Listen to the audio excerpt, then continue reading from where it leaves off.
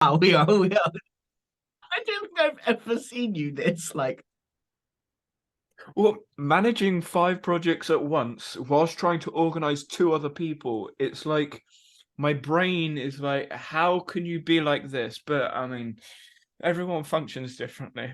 Some just very inefficiently. As cool.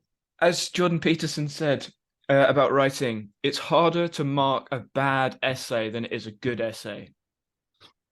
It's hard to organize someone that isn't organized. Right. So, You John, managed with me. one, you have a calendar that you use.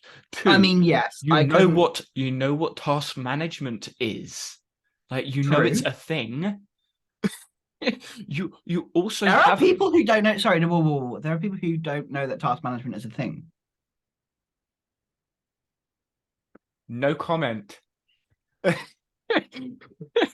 Um, and yeah, and you have a place to store stuff other than your head. Yes, that's because my head is completely inefficient at storing things. Precisely. So That's right. you don't have multicolored post-it notes all over an office space with notes in notepads that are like lost underneath desks, and then scribbles that are also in notepads that don't relate to anything because We're they gonna cut forgot this what they bit were out, aren't doing. we? No, We're gonna no, we're cut gonna this keep it bit. in. Okay, all right. No, no one knows. All right, cool. All right, yeah. So, what are we talking about today? Well, you were talking about your Obsidian questions. Ah, yes, yes. So, Danny and That, I, that that right there, that right there is a perfect example of what I've been doing for the last 3 days. Having a conversation, someone in the conversation, whoever it was, like within multiple people, derails it, and then everyone looks around and goes, "What are we talking about?" And then there's me going, "Right, we were talking about this." I last 3 days, that's what I've been doing, and you've just done the exact same thing. I'm like, am I the only person that can remember where we started? yeah. I mean, no, I could remember, but I just wanted to be prompted. You gonna remember? Who knows? My brain. But yes, so what we're talking about today is so for people who don't know, I don't know whether we've even publicly or said anything really about it because we're still figuring out the bits and pieces of it. Um, Logistics. the logistics of it. Me and Danny have basically combined our research and Danny and our I, come on. no, It's the other person and then and I. That's grammatically correct. I Don't don't care. don't say me and that. Yeah, me and Danny. Don't say me and John. I say John and I. Gah. Wow, someone's on edge. Do you need a cover? I know. It's because I'm like this is what I'm like halfway through my day. Normally, you see me at the beginning of the day when my brain is like, oh, okay, we're just building up, we're getting into things. I'm halfway through my day, almost. Well, I'm not. I'm like 2 hours in, which is like not even the end of the first quarter because I work so many hours. But yeah, so my brain is like full, like I'm working, and this is what I'm like when I'm in my research, which is why people are like, oh, how can you be so productive? I'm like, because I just work. Anyway, carry on. I have so many. Right, well, I'm going to put a pin in that one because I'm one of the research questions that I have. I'm going to play with later. But yeah. So me and Danny have combined our research. Okay, fine. Danny and I have combined our research into one vault. So basically, I think you've taken all of your sources out, and I've taken almost all of my sources out. There are a few things that need cleaning up in my vault because it's a mess. And we have brought them into one Obsidian vault, which is cool and fun. And basically, whenever either one of us is doing research, we work within that vault. We bring all our sources in, we do all of that stuff. What? I'm curious Mm. because at the beginning of the week, I did a bit of a research dive into one of the projects that I'm working on. Mm-hmm. When you opened up the vault, how was that? Because obviously it will have synced all of my files. Honestly, when was that? The beginning of the week. Remember? So whenever you went into Obsidian after my big thing, Yeah, honestly, I didn't really notice. It didn't really get in the way of me doing my thing. interesting. Because I mean, I'm not going to exaggerate here. I added about 120 files. Oh yeah, absolutely. I mean, my files, I don't have 120. Mine at the moment, my research is still quite low on the priority list because of life. I can But tell you the exact number. It was 116. yeah, yeah, no. The only time I kind of really saw it was when I went into the recent files, and then that was a bit nuts. Which was funny. Your recent files? Hmm. Why does it come up in your Some recent of your files? stuff came up. Same with in when I tried to add a link to a page. Some of your stuff came up in that as well. That must be something with the plugin. Obviously, the plugin probably isn't used to two people being very Mm, active in one vault. So the plugin's like, hey, yeah, what's going on? yeah. Um, So it showed both of our stuff in there. But yeah, and most of it right now, like I'm not deep in there. I did a little bit of stuff. I started planning out some stuff I want to research, which I'm quite excited about. But what we were talking about before, one of the things that motivate me most with research is questions. When I have a question or a curiosity, maybe that's a more accurate term rather than a question, because sometimes it's not a question, it's just something I'm curious about. I create a project and put the questions in there. And I have task plugin with the questions status, and I like the question status and the design of the question status, and I made it look pretty and etc. etc. because that matters. And so this means that often when I'm working on things, I'm adding questions as I go that I have as I'm so I don't disrupt the flow of what I'm trying to do because otherwise I never get because I'm constantly going back and forth. But one of the things that I was thinking about trying today is taking all the questions out of the projects and putting them on my dashboard because then I'm like, oh, that's a cool thing. Oh, that's a cool question. And jumping into the, you're right there. You're I want pulling to the shout big, at you. I want to good, shout at you. cool. All right, I'm really intrigued already. Okay, I'm going to share screen. Yeah, I'm going to share like your vault. Is that all right? Yeah, sure. Yeah. Okay. It's not So the cleanest of vaults. right, this is dashboard. Yeah. Yes, Why no in here? because I hadn't put it in there because I ran out Oh, of time. I ran out of time, boy. I've done it. It was that simple. Okay, fine. I didn't have the cognitive load enough to do it Oh, then. don't you dare start with that cognitive load rubbish. I hadn't done it yet. I was more interested in. So I don't know whether I'm allowed to say this publicly, but we'll just find out. Um, I was. Someone was asking for some stuff for a local paper around ChatGPT, and so for me, I just put all of my thoughts inside of here. Are you enjoying yourself? Yeah, yeah. You carry on. Are you enjoying cleaning up my vault? Are you having fun there? Yes, yes, I am. I just love how you're assuming that I want to copy you. No, no. It's for my own benefit All right. because yeah. Okay. Thanks. I'll delete it later. It's fine. Yeah, you can delete it later. I'm just like, oh, what's John doing? I haven't got a clue. Let's just do something quick. Also, the fun thing is that my sources are all from the same date because, of course, I've just moved them over. Hold up, that looks like my. Yes, the same thing. It's the same source. It's just your version of the source. Ah, that's cool. That's Yeah, I cool. thought that would be really valuable. By having my version of the sources, you'll see my notes and what I've done. I've also beautifully made my Zotero template marginally different to yours. So Oh, have you now? yeah, it's not a big deal different. Oh, I've just used a bit of code. So I have the PDF link and then the URL, and I have one or the other. I'll just bring up my one for reference so everyone can see the difference. So that's And what I found is often there was no years and it kept throwing an error. So I fixed the error. yeah. I haven't actually got around to doing any of that. Oh yeah, I know you don't really. I mean, I'm not really bothered either, but I like having it come in the way I want it to.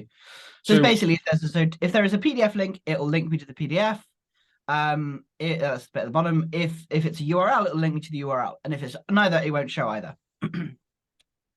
okay, yeah. So I just have those ones. I've Yeah, made you it just have them easier. in there. Yeah, I mean, Yeah. yours is fine. I just like tweaking and seeing. So what does this bit do then? So, if a date exists, then I set the year and then the date and the format, and then end if. And Uh-huh. if it doesn't, then it doesn't exist. I don't have the date put in there, basically. What you still have year, but no date is input. No date at all. Oh, is so there. nothing in that line is input. Nothing in that line exists. So what you've got there is you've got the little, I suppose, the minus sign before the brackets. This is something that I learned recently. The minus sign before the brackets basically causes a carriage return afterwards, so that it doesn't keep going. And you'll notice down below in like my PD if PDFs are Terra link, blah blah blah. There's none of that. Oh, Because it you've doesn't also got need the heading. I've only just noticed. Yeah, and I've got the heading. Yeah. Yeah. Oh, okay. Yeah. I'm going to keep my Yeah. own thing, but Yeah. Oh yeah. Yeah. It's only really tiny, Mm. tiny tweaks. but it's still interesting to see the small differences, especially side by side. Mm. Right. Okay. I'm going to head back to my home. But, the reason I went into yours is when you were saying you have questions, I'm like, curious ideas, other ideas, noodling ideas. Like this is Cool. how I'm, and like these are my projects. Because you've got active projects, pause projects, high priority, interest. Wow. So you use your curiosities are projects still, because that's the thing that I've been finding. It's like as I'm getting more curious with things and I have more ideas and more thoughts, like I'm like, oh gosh, does that become a project? Because a project seems very almost in my head and how I've been processing it for a long time. A project is kind of I'm doing this now for me, or has been. That's kind of why I have like the colors and sort of separation, because I still see them as projects because they are future projects. I just haven't like started. I have started because I have previous knowledge and prior information that I can put into the context, but I haven't done tasks, actions to move the project to whatever end I feel is necessary. Yeah. So I have them as projects, but when I'm going through it, I'm like, actually, that should be split up. So, for example, the building a second brain project that I have, Yeah. I actually combined 3 projects together because they were all under the same story. That's the thing that I'm obviously my 3 projects were originally Autism and Me, AI and generative content, and ecological dynamics and dynamical systems in business. And all 3 of those they've been split up a little bit. And all of those 3 projects, as I was looking at them, going, well, shit, this is never going to get done because it's just so vast of a topic. And so for me, I'm like, okay, those are like, and I actually created a separate category for it, which said like I think it's like content bucket, because those are kind of the things that I'm interested in. I'm really interested in AI and generative content and how it works and all the little nitty-gritty details of that. I'm really interested in obviously autism because it's my own thing, but also it has real business implications because a lot of the people I work with have some form of neurodiversity.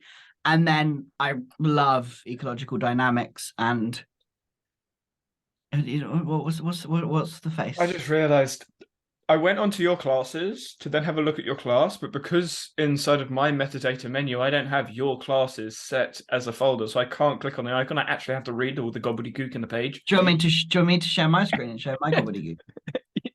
Well, you can actually make it look like sense. I mean, I'm trying to like isolate the words. So Yeah, I there you have go. my status the same, kind of exactly the same as you. I just used yours because they were really good. And it makes sense for both of us to use similar statuses in my head as a first starting point. So statuses, idea, reset, script, produce, edit, paused, other. And then I obviously have the dumb Boolean. And then I have the priorities, high, interesting, medium, curious. I do have your curious. I didn't think about that before, but that's actually quite a thing that I'm quite curious about. And then So the way I treat that is high, medium, and low are like the defaults. Yeah. But sometimes I have high priority tasks that I'm not going to act on, but I'm really interested in them, which is why I've got the interesting. So it's like it's high priority, but it's like really interesting. I don't really have anything to start on yet. And then medium is like the same sort of thing. Like this is a medium priority, but I have no idea where this is going. So I'm just curious about the thing. Hence curious. And then low because it's a thing, but yeah. So SEO research is my low right now. I got it because of the AI generative stuff, and then I don't care. I don't want to be diving too far into SEO because I hate SEO. It's boring. So for people who don't know, search engine optimization, it's very boring and very dull. I got quite a few of them. I'm like, I mean, this has come across me, and maybe I'll get a perspective in another project. They're like, oh, this is really cool, which is why it's in there, but it's low. Like I don't care.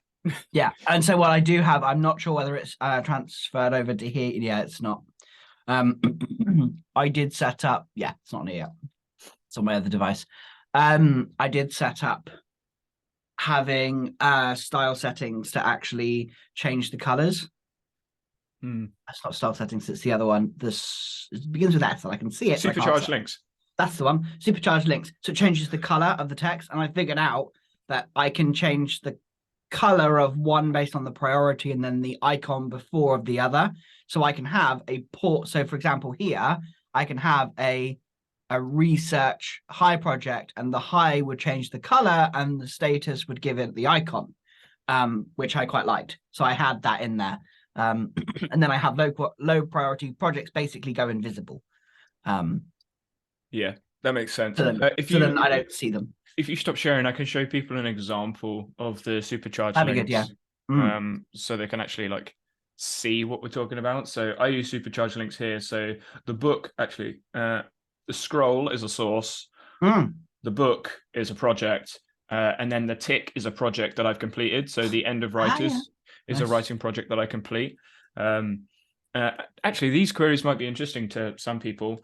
This is a projects link query. I just saw that. I was like, oh, links. So inside of the end of writers project, I have linked to these projects, but these projects aren't done. So these are like projects that I've related to that I need to work on first. So it sort of like adds a sort of priority, and then I've also got stick some priority in there. But yeah, so it's like because that was like a secondary project inbox. Yeah, I might go play with that later. That's another thing that I've been looking at. I'm really enjoying this kind of collaborative thing. I did take a peek at some of your research as well. I was like, oh yeah, that's an interesting piece of research. Let me go grab it myself. That's what I've been doing. A lot of it is like not been using your research notes, but like, oh, Danny found this research. That's fascinating. Let me add that into mine and then take my own like thing of it in Zotero. And I've been enjoying that. And you reminded me of something that I had already watched. And I was like, oh, fascinating. So yeah, it's been really enjoyable just to see how your brain works on the other side. Interestingly, I haven't used it as much as I thought I would so far. I've had a little bit of peek here and there, but as we both do more, it's unlikely you'll use my research because you have a lot more time with research than I do currently. I reckon I'll use your research because you have a different perspective on the topic I'm talking about. Like when I'm working on a project, I'm going in one direction. You will inevitably go in a different direction. Yeah. And sometimes my time is going to be spent in other places.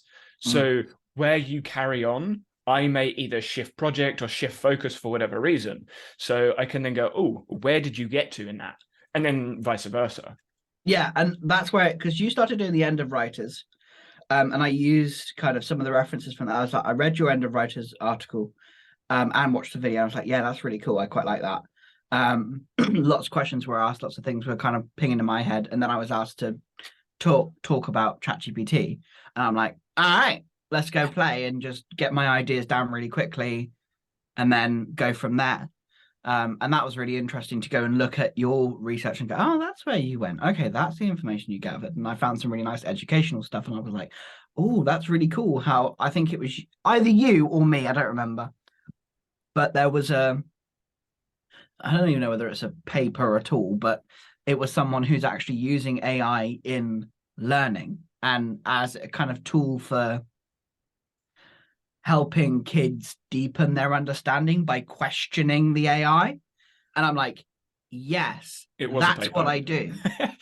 That's what I do with my business stuff. I get the AI to help.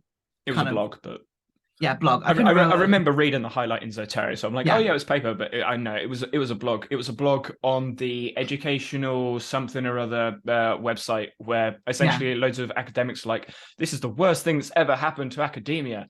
And then the people that understand tech said, well, actually, no, it's really helpful. Yeah. And that's kind of my can be really helpful. Yeah. Yeah. So it was fun to look through that and kind of explore and see. I'm looking forward to being able to sit down and get back into research mode again. Once things are starting to slowly emerge.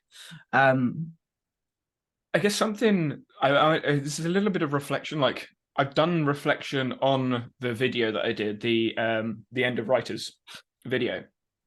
Reading through the article, I said this in a video, but my videos are taking a bit of a step back from other priorities. And I said this in the video, which may not come out for like a month, who knows when, because I'm not happy with the way the video is. It's kind of like during the creation of the video, I realized that I didn't want to make the video the way I've made it. So I'm like, do I scrap it and start again, or do I post this and then post another one that's kind of the same thing? Like, not sure. But during the writing process of the writers, I learned loads of stuff about my process. As you sort of saw in the video as you go through, there were other parts that I just didn't recall because I was just so engrossed in writing. But reading it back, I'm like, this reads like a list of sources where someone cares about someone cares about what's going on, but I'm not telling a story of the project. I'm telling a story of my research, if that makes sense. So if you're interested in the research, then you'll read the blog or the article, whatever you want to call it. But if you're interested in the story, you sort of get lost because I'm talking about my research. Though, like the way that I received it was all of your research formatted in a way that was readable. There was no story to it. That I didn't really get much of Danny in it. That's what I was going to say. My voice isn't there. There was no voice of you, which I thought was lacking a little bit in your story. And it was great for me because I was just like, oh, research. It suited my purpose, but in terms of like the Danny-ness of it, it wasn't there, which is something that I reflected on myself. Of like, okay, so on the project I was doing recently that I'm working on right now is around like AI and its future in business and whether it's actually going to be this revolutionary thing that's going to happen or whether it's just going to become another thing that just dies down. And I've been doing loads of fascinating research into that, reading a book because I like books, and then grabbing the resources afterwards. And one thing I did first was dump my own just raw thoughts down, which I did audibly because that's how I work best. And then I used ChatGPT to translate most of it and then changed it up for myself. And that, of course, is going to go in the information, because one of the things that for me has been a big struggle, it's translating. I know what I have to say and I have that knowledge of my own knowledge, but being able to format that in a digestible way is quite tricky. And so for me, what I'm using is ChatGPT to take my rambles, organize it, and then review what it's actually doing. Like, what are you doing here? How have you? And I ask it, and it tells me step by step what it's done. Because I'm interested to understand the process as well as the actual result, because I find that fascinating. Yeah, something that I realized when I was going through, sort of like going through the video is. I think I recorded like in that corner. I can remember it, like me saying it was like, I need to rant more in my writing. Yes, like, I have a voice, I have an opinion, I have a perspective, but because in academia you're not allowed, or you're not really supposed to do that. You're not really supposed to say, I disagree with this because of blah blah blah. You create your argument through the evidence, which is the way you'd write in academia, which is how I've written most of the things that I have done in the past. And I was like, actually, no, I need to be more, not necessarily controversial, but like, I don't like this. Opinionated. Yeah. Opinionated. Yeah. And it's not bad writing because academics do it as well. It's just the academics that do it typically have loads of years of research and have that credibility to do it with, which is what I can't remember the guy's name, the lecturer from Chicago, the one that I actually like showed in the video, he was talking about like how people share a perspective. They argue against something. They share their valuable point of view from their experience using evidence to back it up. And they basically say, you're wrong because. And because I've never been someone to write in publications for academia, I've only written mainly for essays. So I realized, like, on reflection, I was like, actually, you know what? I need to be more ranty. I need to share my voice. I need to say why, how, where I disagree with views and things, which is like so the active project, as you all have seen in my canvas, is building a second brain. I can't wait for that one. But that's what I mean. Like I'm halfway through. Well, I've actually written it. I'm like doing the concluding thoughts bit, and I'm like, I just want to rant. That's what I've been like. I have that as my first port of call because it's the thing I have already as almost a research part. Like that's part of my research is what are my thoughts? What do I think about this? What's important? What's not? Like why do I care? So my question As a to you starting is, point. yeah, because the way I've done building a second brain, because the BASB article is I had questions, like my own thoughts and questions, put them at the top of the section, and then sort of argued both sides of those. Are you having a look through the thing I now? am, yeah. Yeah. You can share the screen if you want. Yeah, so I sort of put my question / point at the top of it. Obviously it's now written, so it's a little bit more formatted. And as I was going through, I was like, it's good, but I just want to rant. Like I just want to scream and shout and let it all out. Sort of thing. But I know I also Oh, need I to be like that. I like that question. Like there's not even a question, it's a statement. yeah. I like that beyond what we can figure out on our own. I have so many thoughts on that one. But that's what I mean. I was like, I just want to talk about this. But I'm like, but I still need to explain what BASB is to the people that don't know, sort of thing. This is what I would class as a second draft. Like I've done the first draft, I'm going through. I think the last heading section is like where I'm at the moment. Yeah, you can see some of the references.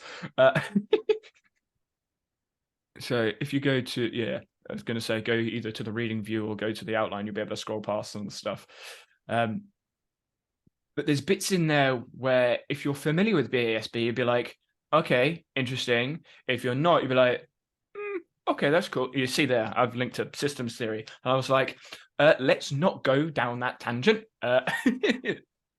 That'll That's appear in always my my... problem right now, is because I'm like, oh, this links to this, and I'm like, oh, we are going to be here all day. But systems theory, when this BASB is done, systems theory as a page will appear in my project inbox because it's linked in here. Mm. So I'm like, oh yeah, let's work on that one because I know it's already related to something I've written about. Yeah, so as you're sort of scrolling down, you can sort of see how it's more me, It but is I'm definitely more you. but I'm still holding back, and I'm like trying to find that balance of me sharing me whilst also being, I don't want to say respectful, but it's the only word I can think of right now, respectful of the sources and information that's out there. Like, where is that balance? I don't know. Yeah. I think that is a personal. That Oh, is there you go. That's where I got completely. to. So Yeah. that's the first draft. That's like what the first draft looks like. Of me having a point and then references underneath it. I find that interesting. I like how differently we work, because like if we look at mine, I'm going straight in. Mm. This is going to become probably more of a source note because this was research for a workshop that I ran, which is I think is actually in here. And obviously there are things that are not there, Yes. but whatever. But I'm really like this is how I started. So this came directly from ChatGPT, hence why it said I hate tables in Markdown. I just hate tables in Markdown, but it's a really nice way of viewing things. So this is where I just spoke. You know what Advanced Tables does, the plugin, right? I have advanced tables. I didn't see. I hated how it just went all out of alignment and it stressed me out, and I just didn't like it. So. Yeah, that's what Smart Tables does. Smart Advanced Yeah, Tables. it didn't for me. It did. Okay. Well, I probably didn't use it properly. But yeah, so I Yeah, had like, the reason I don't use tables is because I use a canvas. oh yeah, absolutely. And I can't embed a canvas yet Why would you need to embed it? because I want it within the document to be able to see it. Okay. I use a canvas as like, so I have a workspace. I'll have the writing on the left side and the canvas on the right side. And the Yeah. canvas essentially replicates the writing just in an overview.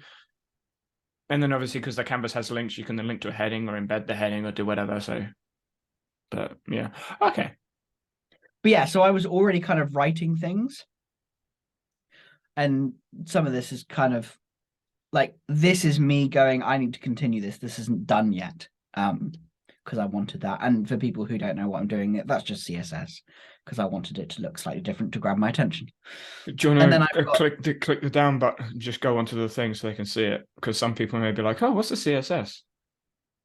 oh no, I've got the CSS inside of, Oh, are you talking like a plugin or I think it's task snippet. right? Okay, because I And I know use there's that with an icon tasks. thingy one as well. So Yeah, so I have all these tasks and then I have a yummy little yeah, style thing. actually, that could be Oh, there you something go. useful. Oh, there you go. Nice. Yeah, that could be something useful for people curious about the collaborative Vault side of things. So, do you want to go into your sync share settings for the moment? It was literally right there in the sync core plugin. Yeah, Yeah, scroll down. So everyone will be able to see, like, I have the same settings. yeah. So we're syncing images and audio. We're not Mhm. syncing videos, PDFs, and all other types because we don't need all the other file types. Like, he doesn't need my CSL file for citations. He doesn't need my bib file. Like, doesn't need it. And the same, I don't need his CSS either. And then when it comes to the Vault configuration, we've left that completely blank because John can have his own entire Vault. Like, Yeah. he has plugins I don't have. I have plugins. Actually, I don't think I have plugins that you don't have. Yeah, I have a couple plugins that you don't have. But it means that we can work completely differently, but in the same place. Yeah, it's nice. I really do quite like that. And when I pitched the idea to John, you listeners may be aware, but I used the analogy of a Minecraft server. You have a Mm. Minecraft private server and then a Minecraft multiplayer server. And essentially, we're playing on a multiplayer server with Mhm. our own, like in Minecraft, it would be an add-on, but in here it's a plugin. We're playing with our own plugins. And that's why it's just so much fun. It is. It is very much fun. It is. The only thing that I find, because I work from multiple devices and do research from two devices, I've had to be like for example, I said I had not style settings, but the other one. I don't have that in here, which I Supercharged didn't realize. links. Yeah, I don't have supercharged links, even though I use supercharged links. But that is an easy fix for Yeah. me. But I don't use it on my mobile because I just see no bloody point because I never would use it on my mobile. Whereas I will use it in, That could be something you know, interesting that people may. mm, I actually, if you stop sharing, I'll share my screen, so people can see the plugins that I'm using, just if they are interested. But yeah, so there you go. The stuff with my vaults, I'm gonna do a video about this probably later today, and then put it out at some point, either tomorrow or next week, about my vault setup because I now have 3 vaults, technically 4 if you count the course as a vault, and I'm going like I'm using vaults for different things now, and I'm realizing that some of the vaults I don't actually need on some devices. So I have a laptop, and on my laptop I had all of the vaults.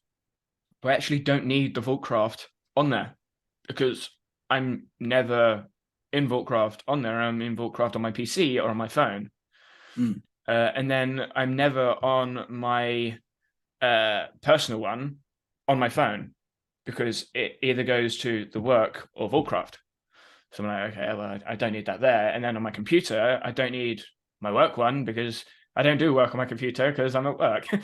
So it's like I have a device with the volts I need. I could have all 3 synced up, but it's just more of a pain to like go backwards and forwards to keep everything updated because obviously it is syncing. So if I don't go on one of those volts on one of those devices for a while because I just don't use it, then I suddenly get this big bulk update. So if I did want to go on it, I'd be like, okay, I need to do all the changes. yeah, that's the thing. Like I've been one thing with Vaultcraft especially, I've been more cautious on what plugins I use because of course when I go back to my other device, which I use Vaultcraft on both devices, because I do research in the house with the kids, which they end up coming to watch because they're like, oh, what are you doing? Oh, what's this? Oh, what's that? And so Getting them bought into Obsidian early. oh yeah, hell yeah. Like Aiden already wants to look at Chat GPT and ask it questions. He loves his dot. And interestingly, this is something that I actually experienced. Complete side note and tangent here. Sorry. The stuff that I'm learning about prompt design for ChatGPT works with Alexa. Ah, So one of the things that my little ones always do is ask the dot. Like when they don't understand something, they ask and it explains. But for anyone who's ever asked Alexa anything, it gives a freaking essay. But if you ask it to be brief, it will be brief. And that was quite interesting. Like the more specific you are with because it's not the same technology, but it's still a natural similar language. technology. And it works in a similar way. And I found that really fascinating that if you are more specific with your dot, you get a better your Alexa device, you are more you get a better a response for the response you're looking for. And that was really interesting to find. Yeah, so I was quite intrigued by that. Yeah, that is pretty cool. And do you want to carry on the conversation that you've guaranteed you've forgotten? Yeah. What were we saying? You were talking about Obsidian and using Vaultcraft on different devices. Yeah, so Vaultcraft, I'm much more cautious about what plugins I install because then I've got to go back and install them on the other. Thank you so much for like apps like Admonition and like Supercharged Links and those who have export functionality. Because I tell you what, I need it. I'm just like, yes, export functionality. Yes, please. So I'm curious, when it comes to using different devices, do you use different devices for different things? Or are you doing the same thing on both devices? Pretty much the same thing on both devices. Okay. The reason I ask is like on my laptop, I won't do fiddly work. Like if I'm on my laptop, I'm just writing. Like, that's all I'm doing. Like, I'm not going to add new ideas or come up. I mean, if something comes up, then I may add it. But most of the time, I'm on my laptop. I'm just writing. And when I'm on my phone, I'm listening to a podcast. That's all I'm doing. Whereas if I'm on my PC here, then I'm working. I'm doing everything and anything that I could, importing from Zotero, etc., etc. And I guess I should clarify, when I say I'm on my laptop, I meant like travel laptop. When I'm working on my laptop at work or in an environment where I'm like working, not sort of playing, is how I have it in my head. Then yes, I'm doing all the other stuff. But I don't really I don't see the device. Well, the laptop's slightly different because I use it for. Well, I don't use it for. I use the laptop as the dock for the device because then I have screens. I link the laptop to the screen, so the laptop becomes the PC sort of thing. So I don't. At work, I don't see my laptop as a laptop. I see it as a docked PC. And then when I'm at home, it's just the PC. Whereas when I'm traveling, it's a laptop. That's how I have it in my head. Does that make sense? Yeah. So for me, I don't really go out very much. Social life. I mean, my social life is perhaps D&D or Magic once a week, which I don't use my devices for. Analog.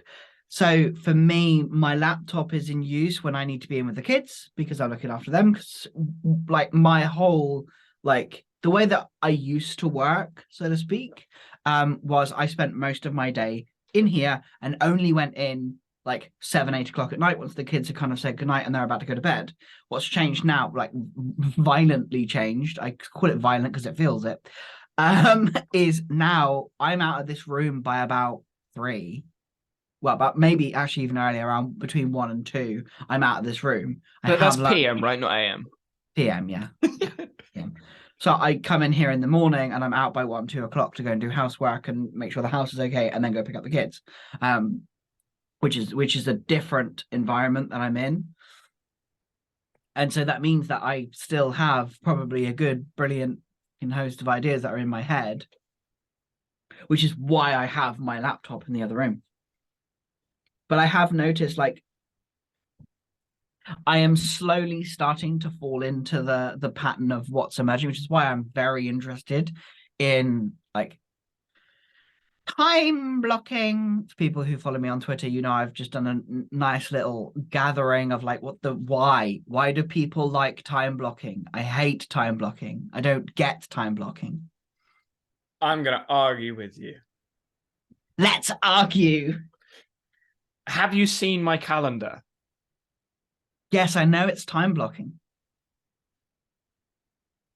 So do you think time blocking's bad? I don't think it's bad. I wouldn't call it bad. Because if you're the issues that you have with time blocking, now that you're on Morgan, when you put something from the task to the schedule, you're time blocking. Because you've blocked out time to do it. And then you can move the task up and down, which just changes the block time. That is why I was realizing that's what was emerging. I was like, oh, that's time blocking. Okay. But why?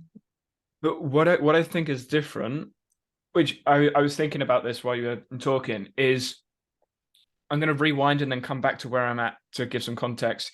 I'm trying to explain to someone that has no familiarity with academia about ecological dynamics and how it differs from cognitive psychology, which is drastically different from talking to you over a podcast because they want practical examples.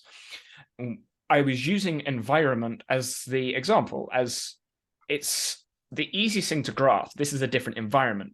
And they started to get hold of it. I'm like, cool, great. And then when you look at time blocking, you think, well, isn't that just this way, i.e. the cognitive psychology way of thinking about it? No, it's an environment. And this is where a conversation that I heard Andrew Wilson talk about in a podcast episode on the train. And he was saying that he didn't say it, ecological dynamics, it takes time to learn, takes time to develop, and there's sort of like stages where you go from you're learning the new words, so you're still in cognitive psychology, you're learning the new words, you're like, oh, there's this thing over there. Then you have, this is from Stuart Armstrong from Talent Equation, for podcast references for other people. Then Stuart said he's translating. I would argue it's actually interpreting, but he still thinks in cognitive psychology, but he then interprets that and it's like, oh, actually, no, that would be this in ecological dynamics. So he's like, he thinks about working memory. Wait, no, actually, that's metastable attenuation. So he'll explain it through ED, but he'll think about it in IP. And there's like a backwards and forwards. And then when you're like Andrew Wilson and myself, you just think in ED. And when people say stuff, you're like, no, that's just stupid. That doesn't make any sense. And you have to like interpret the way that they think through IP again. And I had this experience when talking at work, because I'm like, that's just stupid. Why would you think that? And it's because I'm so ED in my head. It's like speaking another language. It's like when you go from like South England to North England, like, what words are you saying? They don't exist. What are you talking about? What are you talking about? Yeah, shut up your accent, Bath. Ugh. Stupid. But then you probably think the same for me saying Bath. So but it's that it, you know. I just put that accent on. I don't actually have that. My accent is, I have proper accent. I do. I can't see what I mean. Like that. But with time blocking, people have this. This is how time blocking works. There's this popularized. That is what I'm trying to like. That was the. But there's no problem. There's no problem for people to see, because what they see is exactly the same thing.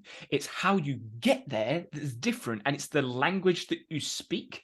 How do you show that they're speaking the wrong language if the words are the same? And that was the thing. It was interesting. It was a mini social experiment to see how the productivity people in the world are like saying these things. And it was interesting.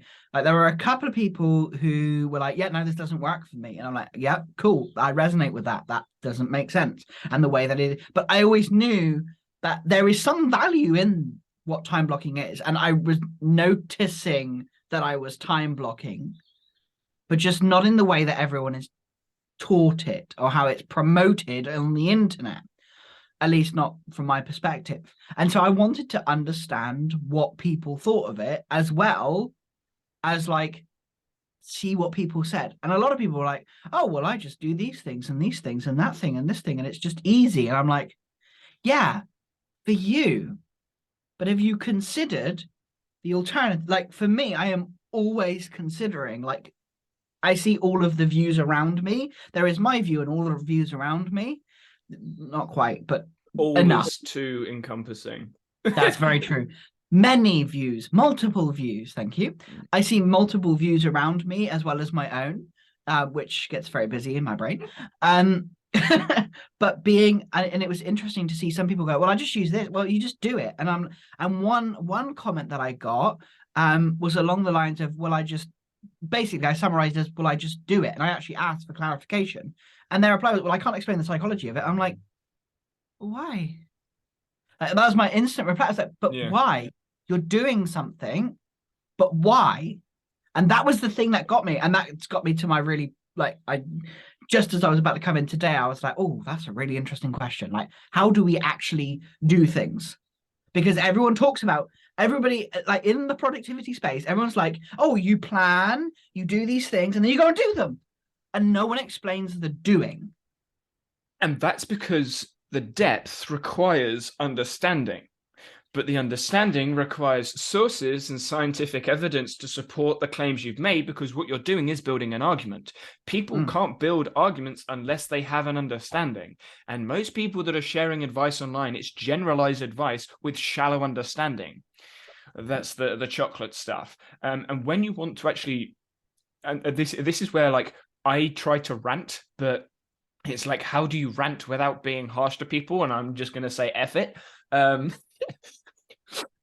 The people that share advice don't know themselves how to do the thing. I know lots of creators, both big and small, that talk about productivity advice and all the things under the sun about health, lifestyle, apps, you name it. But you look at their practice and it sucks because they talk about it. But they don't, and I'm gonna use an ED term: knowledge of, knowledge about. They know loads of knowledge of the thing, but they have no idea what it actually looks like in practice because they don't do it. And this was something that I experienced recently. Like, as we've been going through this like rabbit hole of discovery throughout the podcast and the conversations we've been having, I've like, oh, okay, I understand the productivity advice. I have knowledge. Sorry, I have knowledge of the productivity stuff. I have knowledge of like ED and dynamical systems, and not. I don't have all of the knowledge, but I have knowledge of, and I have knowledge of what I call starting from you, which is kind of combining those together in a weird, funky way to figure out and allow things to emerge. But am I actually doing it myself? And I got to a conclusion of like, no, I'm not.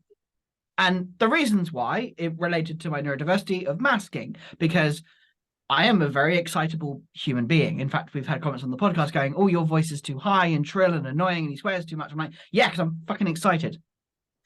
And so I'm like, oh, for a very long time, one of the things that I do to protect myself is mask, because I think we all mask in some form or the other.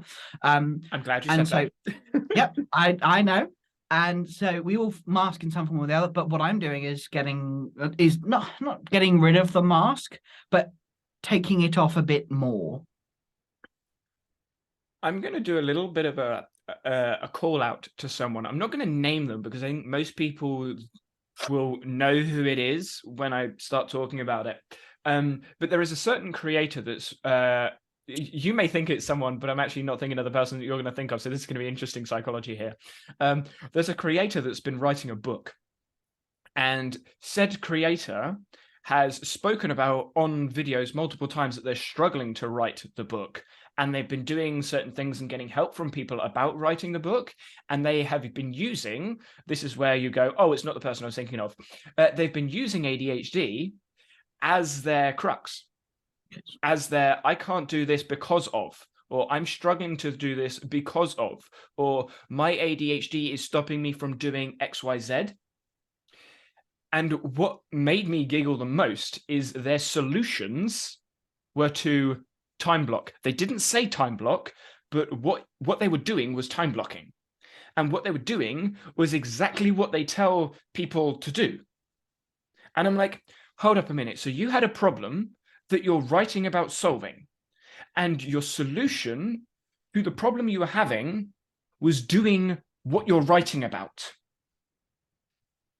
I'm sitting here thinking, you obviously don't understand what you're not doing. So how can you give advice to people that are just like you if you struggle with exactly what they struggle with?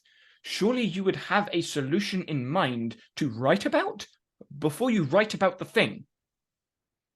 Like that's what I have in my head.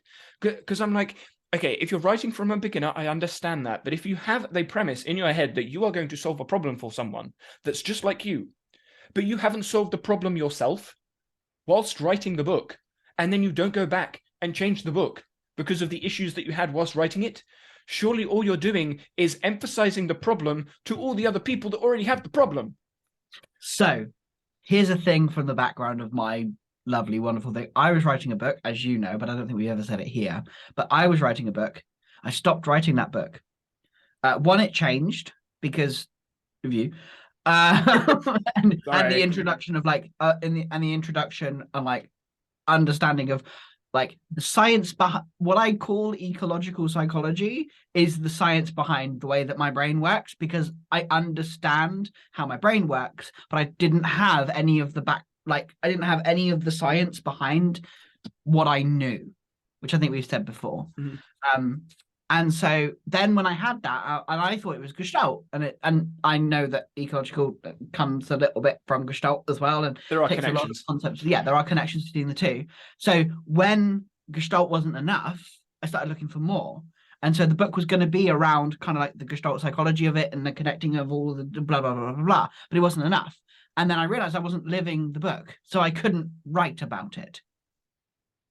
And so I stopped writing it until and what I'm doing now, everything that I'm doing now is going to go in a book, because people are like, you should write a book about this. You should. I'm like, yeah, I should. But once I've lived it, and once I know, once I have the knowledge about, once I have knowledge about that, I'll write about it. Because then it's actually, I believe it will be far more valuable when you actually see what happens, when you actually see what it is, and then you can use that. Because if I just talk about the concepts, I can talk about the concepts till I'm blue in the face, but until there is that example and that evidence and that like there's something there for people to hook onto, it's just a self-help book. And self-help books don't help people. They can do. Yeah. They can do. I wrote in my end of writers essay a quote from Seth Godin a while back that said it doesn't take the general gist of it is it doesn't take as long to write a book as it does to work out what you're writing about. Like a book can take years to write, not because it takes that long to write the words, but because it takes that long to understand what you're writing about. And in order to understand what you're writing about, you need to have either lived the experience you're talking about, or live, as in whilst you're writing the book, live the experience you're writing about, and then write the solution. When you look at the majority of authors, I mean, Jordan Peterson comes to mind about his first book. It took him years to write the first book because he was going through all of that experiences as he was writing it. And the first draft to the last draft was drastically different. And that's the one that comes to mind. And it's the same with most other books. I think the way they should, in my opinion, be written is from experience in that problem, struggle, issue, rather than just writing stuff about, oh yeah, you can do this and you can do that. So what? Like, give me practical help. That is what I was trying to get from the message, from the task blocking thing. And I didn't get very much of that. I got reasons why it doesn't work, which I mean, that was kind of the wording of my question, to be fair. Like that's my fault. I didn't word the question in the way I wanted it. But like I got people telling me it doesn't work and what they do instead a little bit. But I wanted to go further. I'm like, but why? But why? I think one of the few people that did do that is someone who's also in the productivity space, and she also is like neurodiverse and identifies in that, and actually went, here are the things that I do. This is how I've retranslated. And I'm like, yeah, that's what I'm looking for. And they're writing an article, and I'm happy about that because then I can read that article and then I can get more out of it. Because time blocking emerged, and I noticed that emergence as I was working. I'm like, oh wait, this is time blocking, but I have a belief that time blocking sucks. Why? And then I realized it's the information that is shared about time blocking because it's awful. It's the preconceived notion about what time blocking is clouding how you then do it. So if, to bring this like tangible, if you say, I'm going to time block my day, and you put in, I'm going to do this at this time, this at this time, this at this time, this at this time, and then you wake up during the day and you realize you don't want to do any of that, well, it's useless. Yeah. But if you say to yourself, okay, I need to get these things done, when can I do them? And then you put them in your calendar when you think you can do them, and then you go into the day, you've already, one, prepped in your head that that's the thing you're going to do, and two, it's already there. You don't have to go, right, I'm going to plan my entire day out or my entire week. You just realize as you go throughout the week, I need to get this done. When can I do this? I'll do it over there. So if you look at my week, like next week, I'm not going to share my calendar because obviously calendar's got stuff important. But yeah, I'm looking at my calendar now and I'm like, the only things that are blocked in are lunch, dinner, like obviously the med stuff that I need to take, but everything, obviously meetings, but everything else is just like a blank space. But when I look at my week, like this week, and if I actually untick all of my Morgan tasks, I will know that there is something going on every 15 minutes. Because I'm like, I need to do this thing, so I'm going to put it in the calendar so I can get it done. I need to do this thing, so I'm going to put it in the calendar to get it done. And when I'm going on larger projects, mapping things out from a bigger scale, it's just an all-day event. So I can look very quickly at the top of my calendar and go, what am I meant to be focused on right now? Oh, I'm meant to be focused on the research of this project or the scripting of this project or the writing of that project. I'm loving the all day tasks. Like I'm really using that because I'm like, yeah, this did. I like. So one of the replies I got was from Brittany, Berger. I don't know. I'm not even going to try. And what they were explaining is that I'm working on a piece about this. I found time budgeting so much better. Saying I'll work on this project for 2 hours today, but those 2 hours can be any time. And I quite like that reframe of like it's budgeting time versus blocking time. Because that feels just that little bit more accurate. To me, that's like putting a plaster over a hole rather than fixing a hole. Oh yeah. Which I understand why people do it. But most people do it, and to me, that actually emphasizes the problem we have in the productivity space. Because what you then have is everyone going, oh, it's time, insert their own word, and that means this to me. Suddenly you have like 50 plasters over a scratch. You're like, what in the world is going on? Then you have to pick off all the plasters yourself and go, right, that's not for me, that's not for me, that's not for me, that's not for me. And then get all the way down to the scratch. Oh, yeah, that was easy. I'll just use this and put your own plaster on it. But now you've put your own plaster on it, you then tell other people, oh, this is what I do. And then you have another freaking plaster, and then everyone's got to go through that whole big thing again. Yeah. Why don't you just create a standardized meaning or understanding or an open conversation in the community about how to solve the problem? That way, when there is a standardized or in a unified definition in some way, whether that be an actual written definition or just a list of things to do, then everyone can look at it and go, okay, yeah, these things will work for me. These things won't work for me. Rather than... So like kind of getting on the actual steps that are done versus the name of the steps. And to be fair, I didn't exactly do a good service to what they had put. They did explain what they did afterwards, but put another name on it. The steps are the important thing, because when you actually look at the steps, those are the steps that emerge in, and this may be a bit generalized, but when people figure out how they work, whatever they name the thing, they always have the same effing steps in it, because the same steps work. And that's called natural learning processes. And everyone seems to avoid NLP. I know natural language processing is the thing, but natural learning processes are what emerge through the environments. That's from ED. And for whatever reason, marketing go, oh no, that's not natural learning. That's insert marketing word. BASB, GTD, PPV, like every popular buzzword in productivity, deep work, Sod off. Oh, I know. Some people were talking about deep Flow work today. state. So we're talking about deep work today, and it makes me giggle to understand that people, like, from my perspective, from my view, how do people struggle? Like, it's not a struggle with deep work, is it? Like, I don't struggle getting into something when I get into something. It's the bit before getting in. I don't struggle with deep work. It's the bit before. That's You what, but do that's struggle. You do struggle with deep work because the meaning of deep work changes for each person. So your meaning of deep work is different from their meaning of deep work. Yeah. So if you map what you do to their meaning of deep work, you struggle to get into it. And that's the problem. There's no unified conversation, standardized definition, or whatever you want to call it in the space. Everyone's got their own meanings, which you're never going to change that. But unless there is a unified conversation, either coming from multiple creators at once or coming from a go-to place, source, document of some kind, natural learning processes, people will always get confused and struggle. Because as most people say, there's nothing new in the productivity space. You go back 1,000 years, everyone's doing the same thing. It's just a different name. And that's the problem in my eyes with the outlook of cognitive psychology in the world. I know I'm mapping a lot of this onto cognitive psychology, but it's because it's just generalized.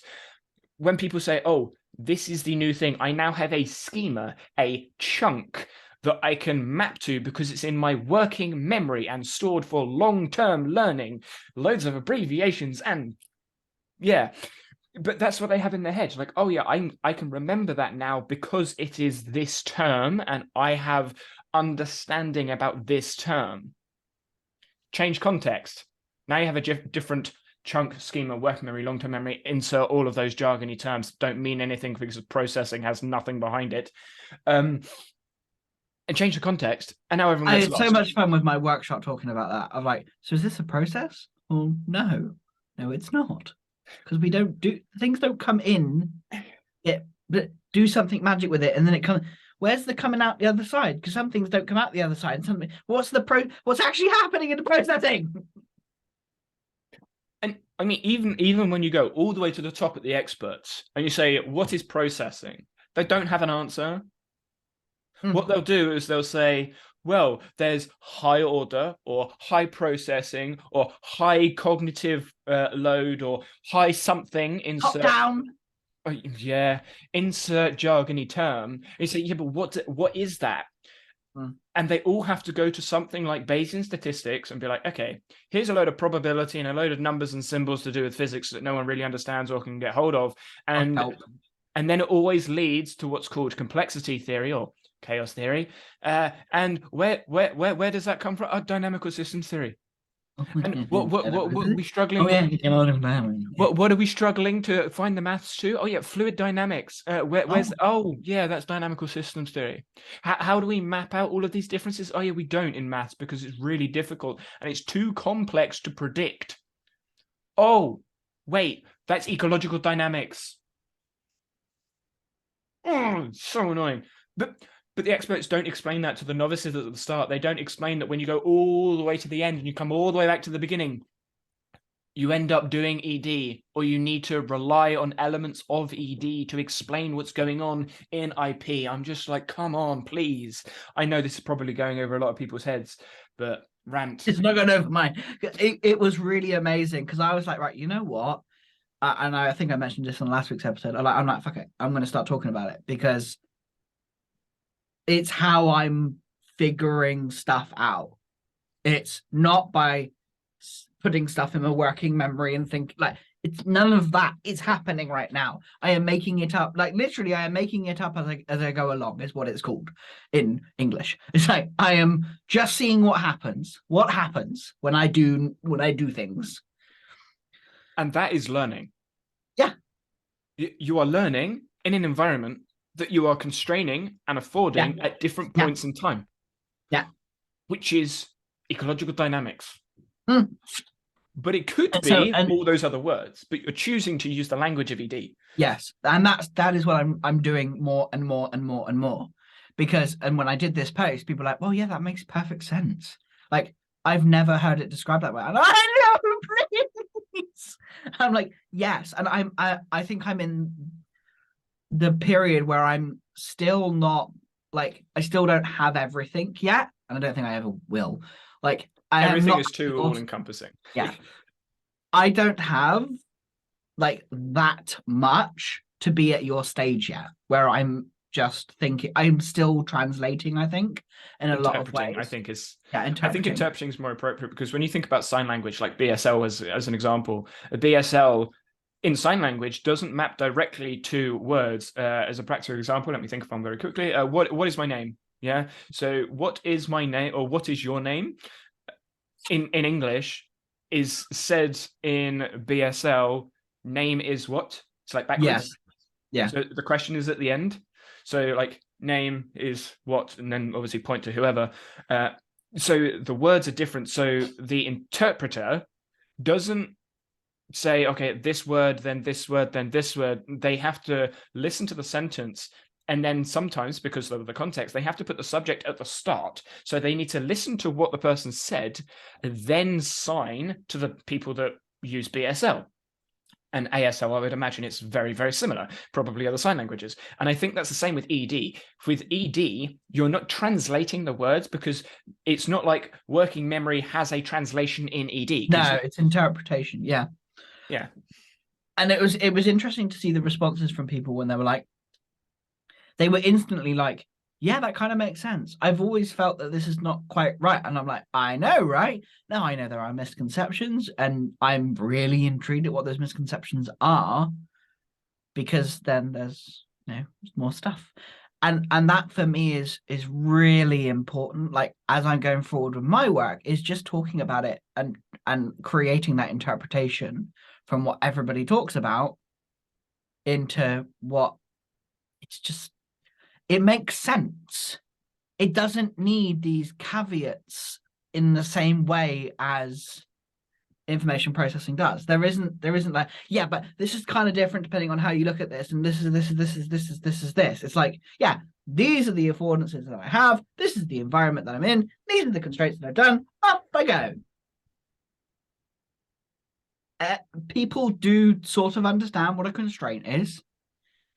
They understand what an affordance is, to varying degrees, obviously. Yeah. And people understand what an environment is, even if right now it's people see it as the physical environment when there are That's the multiple. immediate go-to. The immediate Yeah, go-to but is that right. works. That's my yeah.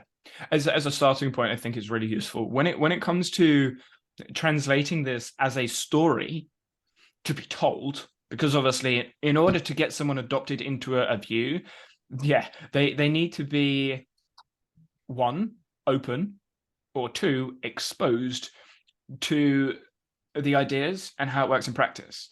You were, this is my perception of you to start with, very skeptical of what it is that I was talking about because you didn't really grasp and understand what I was talking about. And it took a bit of time for you to like, not necessarily accept it, but practice it, go with it. I think what it was and what I had it. I'm not sure whether skepticism is quite the right like word, but it was like, yes, but like it made sense and I could see it, but I didn't understand what I was seeing, which was like, I need, there was a curiosity there, and I could see the gap. And for me, the question that I'm tackling at the moment is how do I explain this stuff to the people that aren't interested? I mean, in the coaching world, skill acquisition, ED's been around for at least 10 to 15 years, and they've been trying to push it into pro clubs. There is one pro club in the UK that has an ED approach that I know of anyway. And that's because Andrew Wilson is doing the PhD program there. And he got there after 3 years of back and forth, sort of like maneuvering the politics of pro sports. And that's ED that is in skill acquisition, which is where it originally started from, because it's perception and action using the visual system. And they're still behind. How in the world do I bring that to a space that it doesn't even really grasp what working memory is, because they're still using it as a store of information. And most people that speak about working memory still think short-term memory exists. No, the whole point of creating working memory, like the theory of it, was to essentially debunk short-term memory. Most people don't realize that. I did not know that. Yeah. Okay. Well, it doesn't matter because you're an ED side now, so Yeah. Yeah, that's really cool. I did not know that. How fascinating.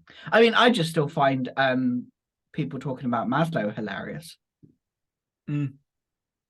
It makes me, it's just like, look, look at the triangle that he never fucking created and was only created based on a generalization. I mean, that goes back to primary sources. I think to bring it back to where we started this with a collaborative vault. Yeah, collaborative vault and Obsidian. That's what we started with.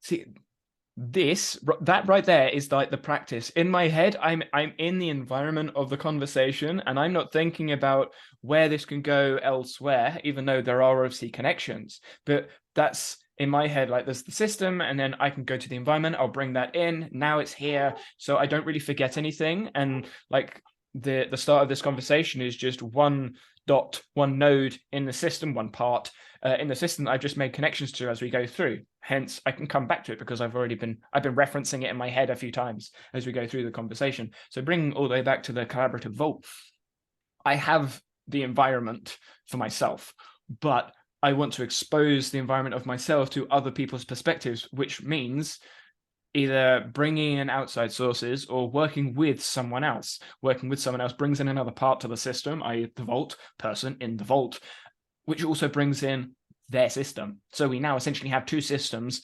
making another system, which is obviously dynamical systems theory. But it means that I can use your stuff, you can use my stuff at the same time, and we're doing it through ED. If it was IP, it would be, oh no, you have your stuff, I have my stuff, they're different, and then I learn your stuff and put it into my stuff. But I can't just learn your stuff because it continues. So I'd have to go in, learn your stuff, then go in and learn your stuff, and do that every time you make a change. I am not going into every single frigging change you make in Obsidian. That's stupid. And I'm definitely not doing that with you. Good luck. It would be a full-time job. Yeah, it would. Yeah, it would. Yeah, so I think that's a nice way to sort of close out my thoughts on that. Yeah, and a really good example was when I started writing a little bit about like what's happening with AI in the business world, and I had some questions that I was asked. As I was writing my thoughts, I remembered your article around that, and it was like, oh yeah, that information emerged for me and reminded me that I could look back. I'm going to keep using it as a translation, but that idea emerged. Reminded is a term. There's no like definition of reminded. It's the interpretation of what it means inside of memory, the idea of memory. Because in ED, there is the idea, the concept of memory. Memory can't not exist. But inside of IP, memory is a store. Inside of ED, memory is a collection of experiences throughout time, not something that is like can't sort of pick it up and move it. Yeah. If you pick up the part of the brain, the hippocampus, pick it out and move it, yes, you've moved the store, but you've also drastically changed the environment. Yeah. Yeah, and so for me, it reminded me of your article of the things that you did, because I was like, what are the practical uses of ChatGPT? I'm like, oh, I remember him writing a little bit about that. So I was like, let me go in there, find the resources, look at them, see what's there, and then take what fits me and combine the. And that to me is interesting because you've attuned your attention of that article to something you're focused on. Mm. I'm going to guess, I mentioned the quote about Seth Godin thing earlier. Yeah. Exactly. But you read through it, but you didn't attune your attention to that quote because that wasn't your focus at that point in time, which is why when people say, how many books have you read? I haven't read any more than the 15 I've owned for the last like 6 years, because I read them again and then I tune my focus to something else that's different.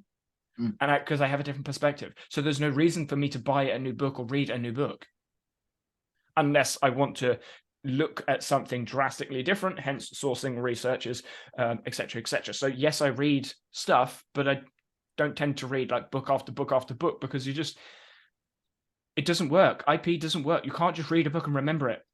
No. You maybe remember one or two things from the book.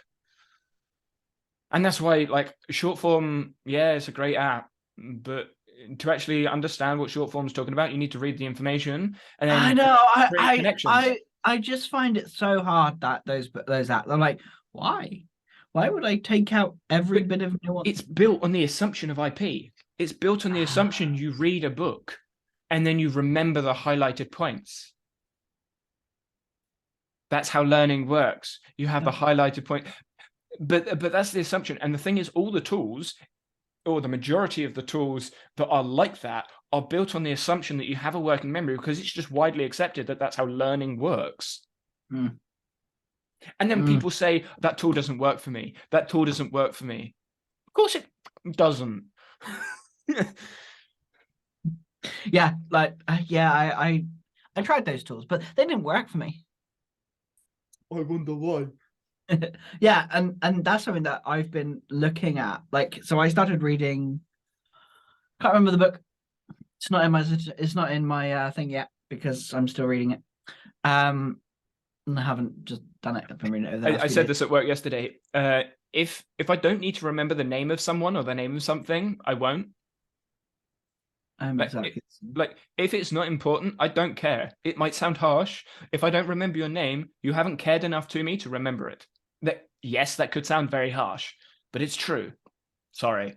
Oh well, not sorry. Actually, this is interesting. I've been socializing with people around certain things, but I never ask their name, and that is a socially, like, not a good thing to do. And I don't give people my name either. And people have to ask me my name for me to give it to them. I'm not interested. Names don't. They're just things. They're labels. Like, we're here playing a game and it's fun. And I've had people say, "Oh, who's that? Who's that? Who are you talking to? Who's that talking to? Who's this?" And I'm like, "I don't bloody know. We play D&D. I don't know. We play this. I don't know. We do that." Like, the doing is what I'm interested in. Not because I don't care about them. I don't have that myself. But it's because I'm more interested in what's happening. Care is a hard word to use. That's why I was like, within like boundaries, depending on how obviously you're interpreting the word care. But I'm the same. Like, the people's names that I remember are articles that I've reread multiple times, or that I've had to go back to. I'm like, oh yeah, that person said something. Who was that person again? So when people say, wow, you have a really good memory for sources, it's not because I read it once. It's because I read it multiple times, went backwards and forwards, and then forgot what the name was, or forgot where the reference was, or I had to search for it in some way. I'm like, what can I search for this that will bring it up quickly? Oh, that person, like Coate and Gilbert. Yep, that's a paper that I've gone back to so many times. How do I remember the date? Because I have multiple papers from Coate and Gilbert, so I need to remember which one's which. It's not because I want to remember the date that it was published and the people to look smart. No, it's just when I'm searching for it, it's easier if I know what I'm searching for. I care. Yeah. So yeah, and Thomas Frank made a video about like remembering names. Oh, you can do this and do that, and I am not putting your name on a flashcard so I can remember you.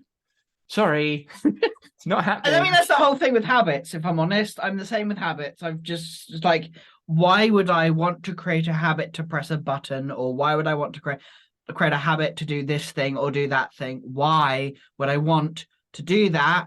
That's not what I'm interested in doing. If I want a habit for something, it's got to have multiple uses. If I want to do something, it needs to be more than just one thing. Otherwise, I'm only training myself to do one thing, which is, why would I invest that much energy, that much time, that much effort? Because it requires a lot of effort. Why would I bother? If you want something enough, you'll do it. Okay, fine, then I don't want anything enough then. Yep. I got nothing more to add. Cool. Awesome. Right, what's the time? 25 dunno. past 11. Look at that. Time flies when you're yeah. having fun, doesn't it? Oh, yes. Right, we'll close it out there. I'm sure we'll have a little bit of a conversation off stream. But yeah, so everyone, Sorry.